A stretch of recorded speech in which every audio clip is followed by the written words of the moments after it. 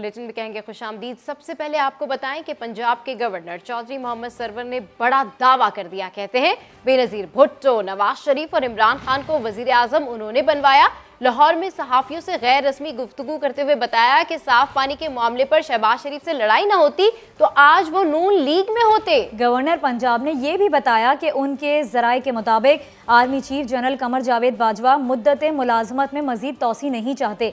Bureau chief Lahore Naeem Hanif की report. Governor Punjab की governor house में सहाफियों से दिल की बातें, गैर रस्मी गुफ्तगू में कई दावे और इंकशाफात किए। कहा एक वक्त था जब बेनजीर भुट्टो ने नवाज शरीफ के लिए मेहनत की और उन्होंने हुकूमत बनाई। 2018 के इलेक्शन में इमरान खान की हिमायत की, जिसके बाद पाकिस्तान तहरीक इंसाफ इख्तिदार में आई। मेरे सियासी मुस्तकबिल का फैसला वही करेंगे जिनके साथ हूँ। सहाफियों से गुफ्तगू में चौधरी सरवर का ये भी कहना था कि उनके जराये के मुताबिक आर्मी चीफ मुद्दत मुलाजमत में तोसी के ख्वाहिशमंद नहीं। गवर्नर पंजाब का कहना था कि शहबाज शरीफ से उनकी लड़ाई साफ पानी कंपनी के मामले पर हुई। ये लड़ाई ना होती तो वो नून लीग न छोड़ते।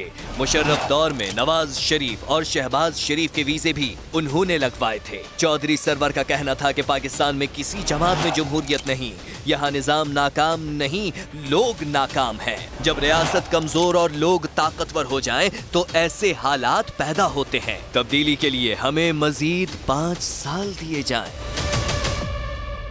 अपोजिशन मार्च की तारीख 23 के बजाय 24 या 27 मार्च कर ले। पूरी पीडीएम आ जाए, बिलावल को भी ले आए, हुकूमत कहीं नहीं जा रही। वजीर दाखिला शेख रशीद का दो टोक पैगाम। कहा अपोजिशन अदम एतमाद की तहरीक लाई तो 25 वोट कम होंगे।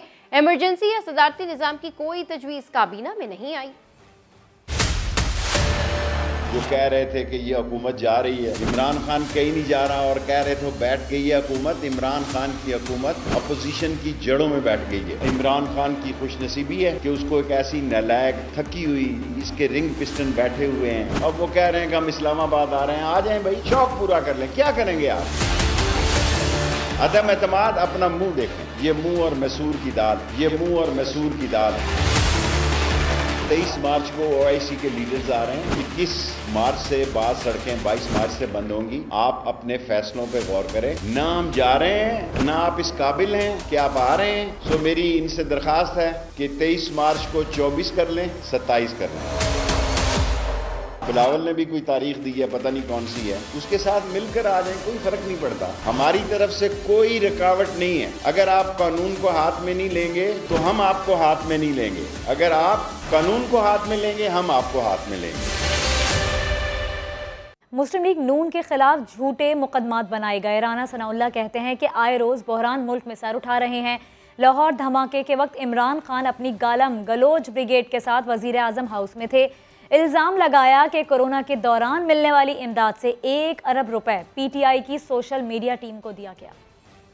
पूरी पीएमएलएन की लीडरशिप के खिलाफ झूठे मुकदमात बनाए गए और उन मुकदमात को अब जो है वो शहजाद अकबर साहब वो रोज प्रेस कॉन्फ्रेंस करते हैं जजेस को प्रेशराइज करने के लिए। अब एक तरमीम ला रहे हैं कि जी अगर 9 महीने में केस का फैसला ना हो तो फिर जज से पूछा जाएगा कि फैसला क्यों नहीं हुआ। आए दिन एक ना एक बहरान है। 1 अरब के करीब जो पैसा है वो इन ऐसे लोगों में तकसीम किया गया है जो इनकी सोशल मीडिया टीम है। मियां नवाज शरीफ वो इंशाल्लाह ताला जरूर आएंगे और जब भी उन्होंने आना हुआ वो उस डेट को खुद अनाउंस करेंगे। ये मुझे या किसी और को अनाउंस करने की जरूरत नहीं पड़ेगी और ना ही सीधा टली साहब को इस बारे में ज्यादा फिक्रमंद होना चाहिए। वज़ीर इत्तलात फवाद चौधरी कहते हैं शरीफ फैमिली ने इस बात से इनकार नहीं किया कि राना शमीम का बयान हल्फी नवाज शरीफ के दफ्तर में तैयार किया गया। फवाद चौधरी ने ट्वीट किया कि ये जाहिर होता है ये ड्रामा अदालत पर असरअंदाज होने के लिए किया गया है। वज़ीर इत्तलात फवाद चौधरी कहते हैं शरीफ फैमिली ने इस बात से इनकार नहीं किया कि राना शमीम का बयान हल्फी नवाज शरीफ के दफ्तर में तैयार किया गया है। फवाद चौधरी ने ट्वीट किया कि ये जाहिर होता है ये ड्रामा अदालत पर असरअंदाज होने के लिए किया गया। पीपल्स पार्टी के रहनुमा राजा परवेज अशरफ कहते हैं सदारती निज़ाम का शोशा बेमकसद है। किसान, ताजिर, मजदूर सब परेशान हैं। 27 फरवरी को लॉन्ग मार्च का आगाज करेंगे। इस्लामाबाद पहुंचेंगे जहां अवाम की फतह होगी। कायदे आज़म रहमतुल्लाह अलैह के मज़ार से जनाब बिलावल भुट्टो जरदारी साहब लॉन्ग मार्च का आगाज़ करेंगे जो इस्लामाबाद पहुँचे और वो पाकिस्तान की तारीख में एक टर्निंग पॉइंट होगा। वो तमाम लोग जो इस मुल्क की सालमियत पे यकीन रखते हैं वो मिलकर पाकिस्तान पीपल्स पार्टी के प्लेटफार्म से हम जदोजहद करें। सारे फेडरेटिंग यूनिट जो है वो राज़ी होंगे और क्यों करेगा ये सबसे बड़ा सवाल है। लिहाजा मैं समझता हूँ कि ये जो शोशा उठाया जा रहा था इसकी कोई अहमियत नहीं। लाहौर धमाके के बाद अनारकली बाजार में लूट मार करने वालों के खिलाफ मुकदमा दर्ज कर लिया गया। सर्च ऑपरेशन के दौरान 18 मुश्तबा अफराद को हिरासत में लिया गया। 3 अफराद मजदूर निकले जिनका कोई किरदार सामने नहीं आया। जहांगीर खान की रिपोर्ट। अनारकली धमाके के बाद लूट मार किसने की, पुलिस ने मुकदमा दर्ज करके तफ्तीश शुरू कर दी। रकम और प्राइस बॉन्ड्स लूटने का मुकदमा न्यू अनारकली थाने में आसिम शहजाद नामी शख्स की मुद्दईयत में दर्ज किया गया। मुद्दई का मौकफ है कि नामालूम अफराद ने धमाके के फौरी बाद 7,25,000 रुपए लूट लिए। उधर धमाके की तहकीकात करने वाली टीमें भी मुतहर्रिक हैं। हुक्काम के मुताबिक दहशत गर्दी के लिए इस्तेमाल होने वाला बारूदी मवाद किस किस्म का था तायुन फोरेंसिक रिपोर्ट्स में होगा। जाए वकुआ की फुटेज देखकर हिरासत में लिए जाने वाले 3 मुश्तबा अफराद मुकामी मजदूर निकले। उनका वाकये में कोई किरदार सामने नहीं आया। रोटी खान गए ने ते रोटी खा के ते वो किते पर बाजार चले गए दस्ताने लैन या रुमाल लैन ते उधरों वो मतलब कि नाल धमाका हो गया। वो आ के सानू बल्कि उन्होंने दस्या मैं मौके ते ही जो गए ने जो आए ने उदों भी मैं मौके ते ही कहते चाचा उन्हें बाहर सिलेंडर फटिया कि धमाका हो गया। हुक्काम ने बताया कि पुलिस ने शहर के मुख्तलिफ इलाकों में सर्च ऑपरेशन करके मजीद 18 मुश्तबा अफराद को हिरासत में लिया है। जहांगीर खान, समा, लाहौर। लाहौर धमाके में जांबाक अफराद के लवाहिकीन को 10-10 लाख रुपए इमदाद दी जाएगी। हुकूमत पंजाब की जानिब से शदीद जख्मियों को 5 लाख रुपए के चेक दिए गए। वफाकी वजीर हम्माद अजहर, सूबाई वजीर महमूद रशीद और डिप्टी कमिश्नर लाहौर उमर शेर ने म्यू अस्पताल में जख्मियों की अयादत की और चेक दिए। समा के कारकुन अरशद के बेटे शिराज समेत शदीद जख्मियों को 5-5 लाख रुपए के चेक दिए गए। मामूली जख्मियों को 1-1 लाख रुपए दिए जाएंगे।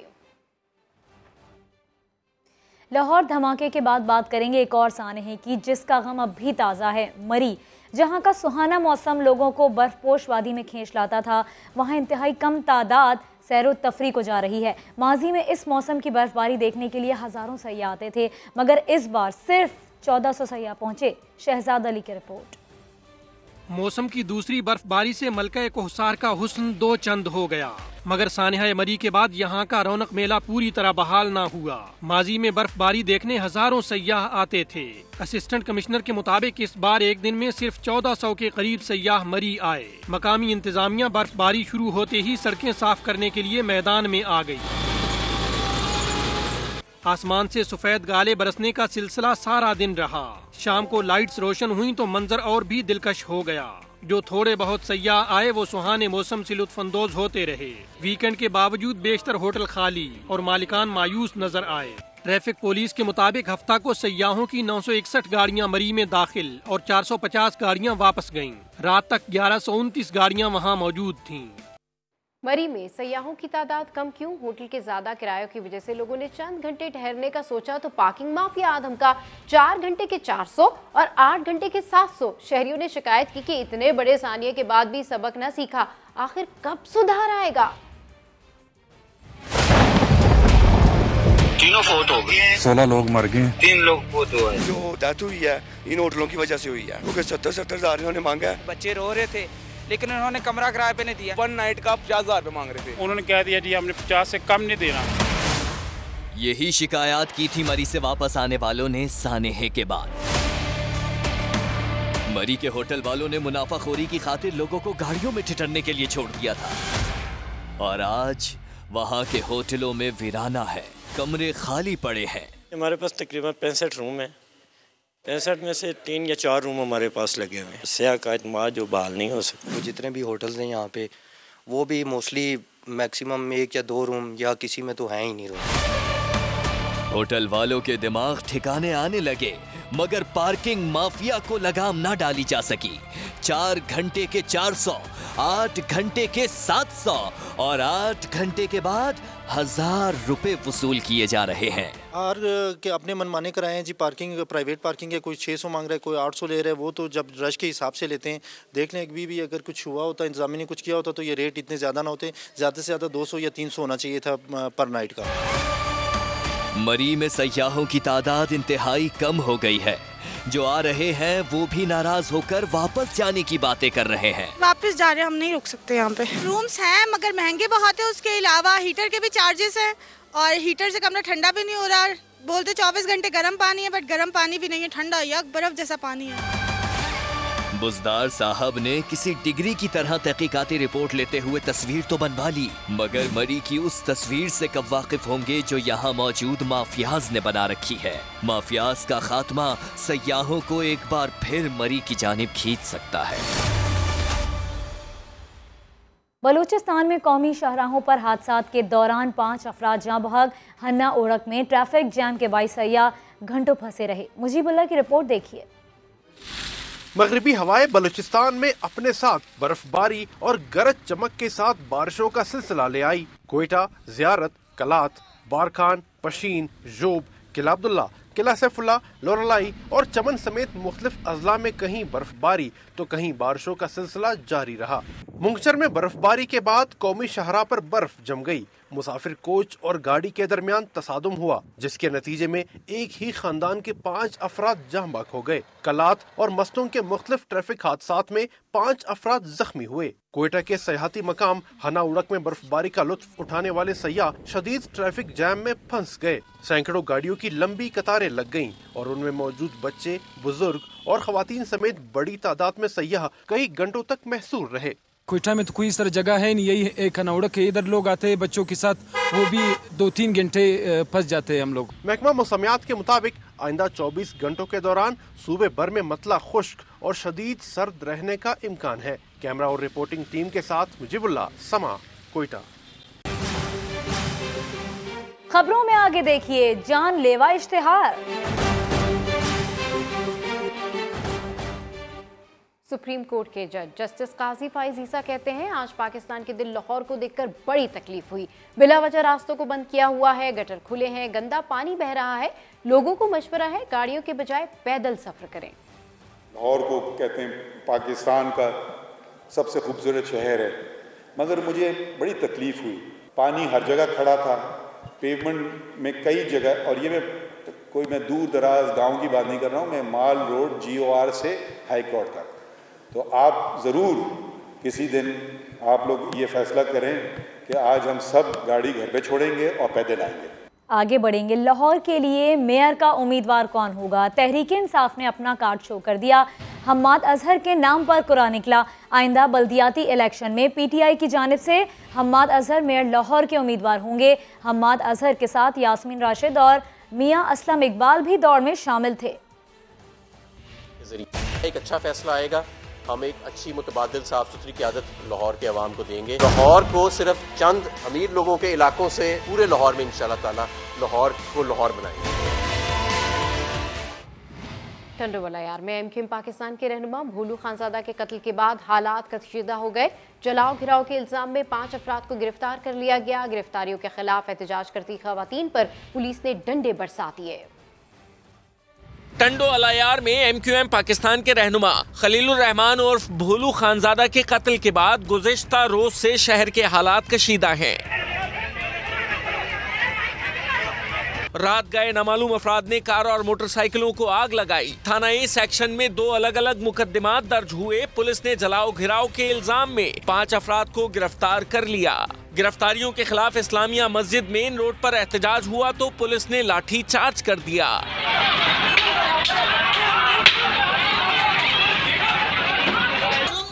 हमारे भाई को कत्ल कर दिया और बच्ची मारा जा रहा है।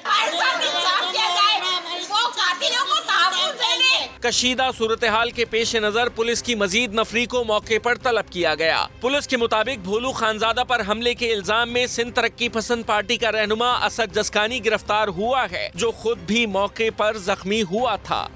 उसको कलाशनकोफ और पिस्टल समेत गिरफ्तार किया गया।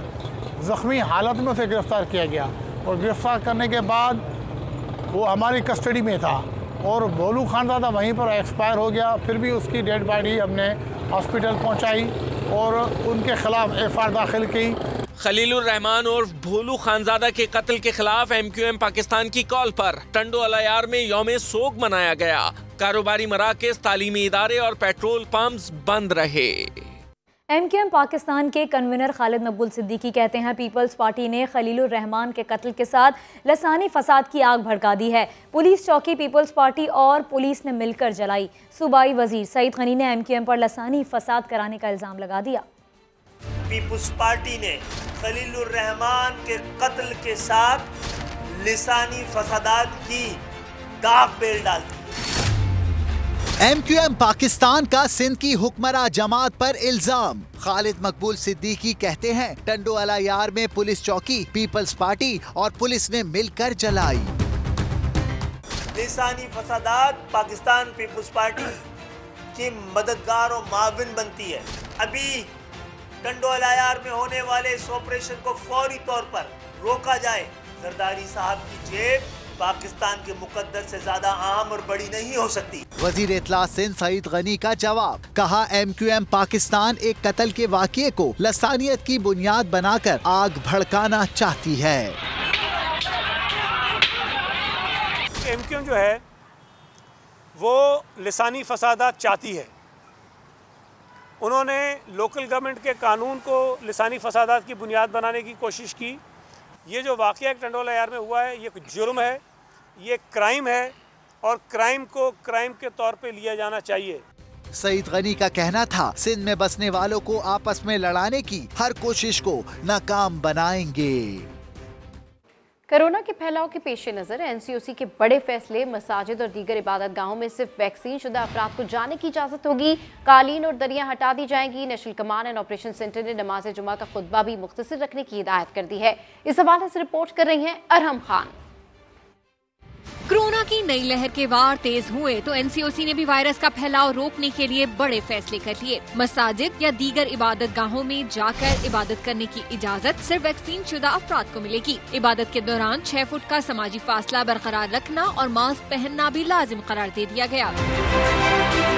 NCOC ने बुजुर्ग और बीमार अफराद को हिदायत की है कि वो घरों में ही नमाज अदा करने को तरजीह दें। मसाजिद और दीगर इबादत गाहों से कालीनें और दरियां भी हटा दी जाएंगी। इबादत के दौरान खिड़कियां खुली रखनी होंगी। ये भी कहा गया है कि इबादत गाहों के सेहन में इबादत करें। नमाज जुमा का खुतबा मुख्तसर, जबकि मसाजिद में हाजिरी कम से कम रखी जाए।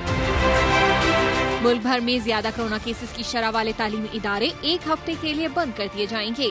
सेनेट सेक्रेटेरिएट के मुलाजमीन की हाजिरी 50%, जबकि मुस्बत केसेस निकलने पर इस्लामाबाद की 25 गलियां सील कर दी गई हैं। अरहम खान, समा, इस्लामाबाद। आपका वजीर आजम आपके साथ। वजीर आजम इमरान खान कल सपहर 3 बजे टेलीफोन कॉल्स पर बराह रास्त आवाम के मसाइल सुनेंगे। दूसरी तरफ वजीर आजम ने आलमी बरादरी से खुराक के बहरान का शिकार अफगान अवाम की फौरी मदद का मुतालबा भी दोहरा दिया। सेनेटर फैसल जावेद ने बताया कि कल दोपहर 3 बजे वजीर आजम इमरान खान की अवाम से बातचीत टीवी, रेडियो और डिजिटल मीडिया पर नशर होगी। वजीर आजम इमरान खान शहरियों के सवालों के बराह रास्त जवाब देंगे। दूसरी तरफ वजीर आजम ने एक बार फिर आलमी बरादरी से अफगान अवाम को भूख और अफलास से बचाने के लिए इक़दाम का मुतालबा कर दिया।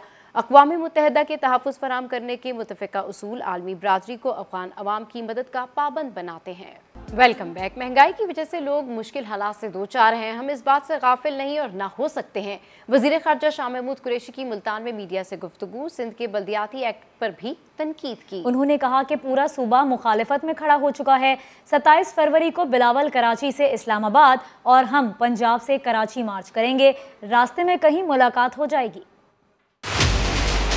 महंगाई का हमें पूरा एहसास है। इस वक्त लोगों की जो माली मुश्किलात हैं, हम उससे ना गाफिल हैं ना उससे लाताल्लुक हो सकते हैं।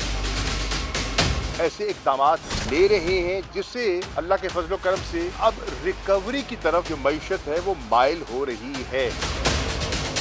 बिलावल भुट्टो साहब ने मार्च का ऐलान किया है कि वो कराची से रवाना होंगे पंजाब की तरफ, और तहरीक इंसाफ ने भी ऐलान कर दिया है कि हम पंजाब से रवाना होंगे कराची की तरफ। 27 फरवरी को वो वहां से निकलेंगे, हम यहाँ से निकलेंगे, रास्ते में कहीं मुलाकात हो जाएगी। सिंध ने जो बल्दियाती कानून लेकर आए हैं, बेइख्तियार निजाम। आज पूरा सिंध का अवाम, उसमें PTI है, MQM पाकिस्तान है, GDA की जमातें हैं, मुस्लिम लीग फंक्शनल है, जमात इस्लामी है, सब ने मिलकर सिंध के बल्दियाती कानून को मुस्तरद कर दिया है। धरने दिए जा रहे हैं, आप देख रहे हैं, एहतजाज किया जा रहा है, असेंबली के अंदर भी हो रहा है, असेंबली के बाद भी हो रहा है।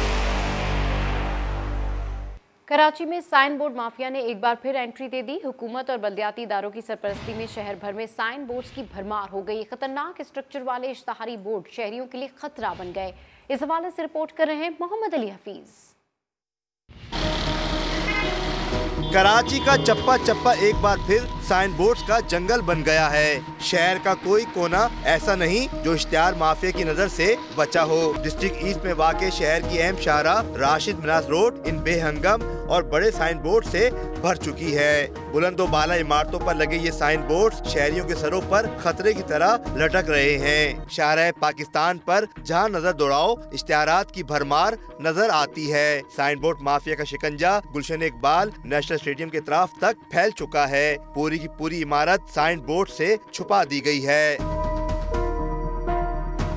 यहाँ तक कि कराची की सबसे बड़ी शाहराह फैसल पर वाक़े KMC की बलाई गुजरगाह भी इश्तिहारबाजी से नहीं बच सकी है। सारे सियासी लोग इसमें इन्वॉल्व हैं, ऊपर से जो कहा जाता है सिस्टम चलाया जा रहा है, तो उसके लिए उनके सारे जो पैरोकार हैं वो उसको लगा रहे हैं। शहर में इन खतरनाक साइन बोर्ड को लगाने की इजाजत किस कानून के तहत दी गई है? इस सवाल का जवाब लेने के लिए समर टीम DMC ईस्ट की शोबा इश्तिहारात पहुँची तो हुकाम ने इतराफ किया कि ये बड़े बड़े साइन बोर्ड गैर कानूनी है। इसके हमने अभी तक किसी भी किस्म का एक भी साइन अलॉट नहीं किया। इससे पहले जो लोग काम कर रहे थे आपने ये साइन बोर्ड की इजाजत नहीं दी? हमने एक भी साइन बोर्ड की, तकरीबन मुझे 15-20 दिन हुए काम संभाले, एक भी साइन बोर्ड की इजाजत नहीं दी। अदालती पाबंदियों और हकामात के बावजूद कराची में सबसे ज्यादा साइन बोर्ड्स की भरमार डिस्ट्रिक्ट ईस्ट में है। इसके बाद डिस्ट्रिक्ट सेंट्रल और फिर डिस्ट्रिक्ट साउथ का नंबर आता है। जराये का दावा है कि माफिया इन गैर कानूनी साइन बोर्ड से माहाना 20 से 25 करोड़ रुपए कमा रहा है। शहर की सूरत हाल देख के आपने अंदाजा कर लिया होगा कि साइन बोर्ड माफिया की ताकत कितनी है। अब सवाल ये है कि सुप्रीम कोर्ट पाकिस्तान के अहकामात पर अमल दरामद कौन करवाएगा और कौन गैर कानूनी साइन बोर्ड के खिलाफ ऑपरेशन करेगा। कैमरामैन मोहम्मद कामरान के साथ मोहम्मद अली हफीज, समा, कराची। कराची में ग्रीन लाइन बस पर पथराव मामला बच्चों की शरारत या कुछ और। पुलिस ने दावा किया है कि कच्ची आबादी के बच्चों ने शरारत में पथराव किया। गवर्नर सिंध इमरान इस्माइल ने ग्रीन लाइन की सिक्योरिटी के लिए DG रेंजर्स को फोन घुमा दिया।